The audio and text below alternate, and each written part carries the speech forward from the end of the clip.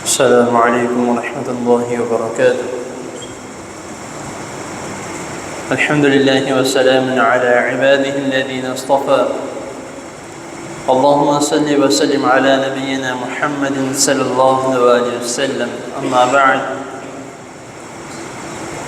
حضرات محترم،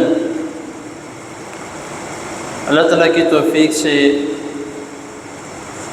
میت کو غسل دینے کے متعلق آپ کے سامنے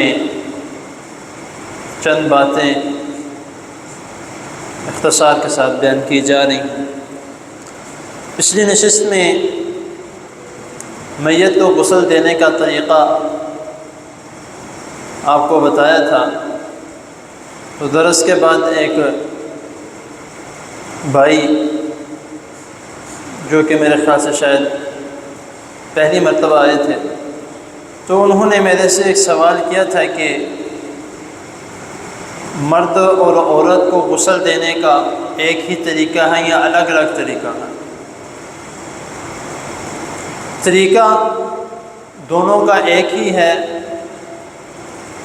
کیونکہ جو غسل کا طریقہ نبی کریم صلی اللہ علیہ وسلم نے خود کیا ہے، وہی رسول اللہ صلی اللہ علیہ وسلم نے صحابہ کرام کو حکم دیا.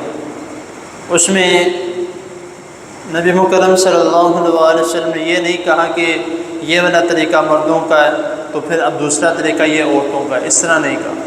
دونوں طریقے سیم ہیں. ایک چیز جو کہ مرد اور عورتوں میں فرق ہے وہ یہ ہے کہ بالوں کا گیلا کرنا. اکثر عورتیں جو ہیں، خواتین، وہ صرف اور صرف اپنے بالوں کو جڑ سے گیلا کر کے خالی بس اتنا کافی کر لیتی ہیں کہ یہی کافی ہے، مکمل اپنے بالوں کو گیلا نہیں کرتی. یہ طریقہ کار درست نہیں ہے. غسل میں مکمل بالوں کا گیلا ہونا لازمی ہے، کیونکہ رسول اللہ صلی اللہ علیہ وسلم نے فرمایا ہے کہ غسل کے دوران اگر کسی شخص کا بال، اب یہاں پہ نہ مرد خالی ذکر ہے نہ عورت خالی ذکر ہے، یہاں پہ رسول اللہ صلی اللہ علیہ وسلم دونوں کے متعلق کہا کہ جس کا غسل کے دوران ایک بال بھی سوکھا رہ گیا تو قیامت والے دن وہ جہنم کی آگ میں جلے گا. تو اس حدیث سننے کے بعد حضرت علی رضی اللہ تعالی عنہ نے اپنی حلق کروا دی، یعنی کہ بالوں کو رکھنا ہی چھوڑ دیا. آپ ہمیشہ ہی اپنے جو ہے وہ سر منڈوا کے رہتے تھے، حضرت علی رضی اللہ تعالی عنہ. تو مردوں کا اور عورتوں کا بس ایک یہی ڈفرینس ہے کہ جب بھی، کیونکہ مردوں کے لیے تو آسان ہے، بال چھوٹے ہیں گیلے ہو جاتے ہیں، لیکن عورتوں کے لیے جس طرح میں نے پچھلی نشست میں مکمل غسل کے متعلق بتایا تھا میت کے، اسی حدیث میں جو ہے وہ حضرت ام عطیہ رضی اللہ تعالی عنہ بیان کرتی ہیں کہ جب میں نے نبی کریم صلی اللہ علیہ وسلم کی صاحبزادی کو غسل دیا تو اس وقت رسول اللہ صلی اللہ علیہ وسلم نے مجھے حکم دیا کہ ان کے بالوں کو دھونے کے بعد اس کی مینڈیاں بنا کے، مینڈیاں کہتے ہیں کہ پنجابی میں اس کو کیا لفظ کہتے ہیں وہ ذہن میں نہیں، یہی کہتے ہیں.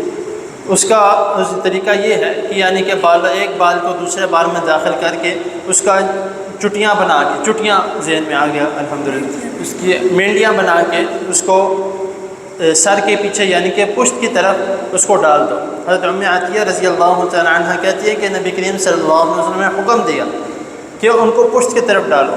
اب کچھ خواتین کے متعلق یہ بھی مجھے ایک دفعہ بتایا تھا کہ وہ آگے کی طرف لے آتی ہے، آگے کی طرف نہیں، پیچھے کی طرف ڈالنا ہے، کیونکہ غسل دینے کے دوران جو ہے وہ اگر جسم کو دھونا ہے تو اگر جسم کے اوپر بال ہوں گے تو غسل اچھے طریقے سے نہیں ہوگا. تو یہ طریقہ کار ایک جو ہے وہ لازمی ہے. غسل زندہ کا ہو تب بھی ایک طریقہ ہے، غسل میت کا ہو تب بھی وہی طریقہ ہے. مرد ہو یا خواتین، بال جو ہیں وہ مکمل گیلے کرنے ہیں، تو باقی طریقہ سارا وہی ہے. تو یہ چند باتیں جو ہیں وہ مین وہی میں نے اسی طرح جو ہے وہ بھائی کو بھی میں نے مکمل بات بتائی تھی، تو وہ الحمدللہ کافی سیٹسفائیڈ ہو کے گئے تھے. تو یہ طریقہ کار جو ہے اس کا ہمیں خیال کرنا چاہیے. بہت سے ایسے اعمال ہیں، بہت سے، جن میں ہم نے اپنی طرف سے جو ہے وہ اختلافات پیدا کر دیے ہیں کہ مرد کے علیحدہ ہیں، عورتوں کے علیحدہ ہیں۔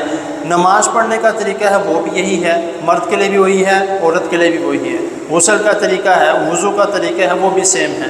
کافی چیزیں جو رسول اللہ صلی اللہ علیہ وسلم جہاں پہ شخص استعمال کیا ہے وہاں پہ سیم ہے، ہاں جہاں پہ الگ الگ نام لیا ہے وہ چینج ہے، تو اس کا ہمیں خیال کرنا چاہیے۔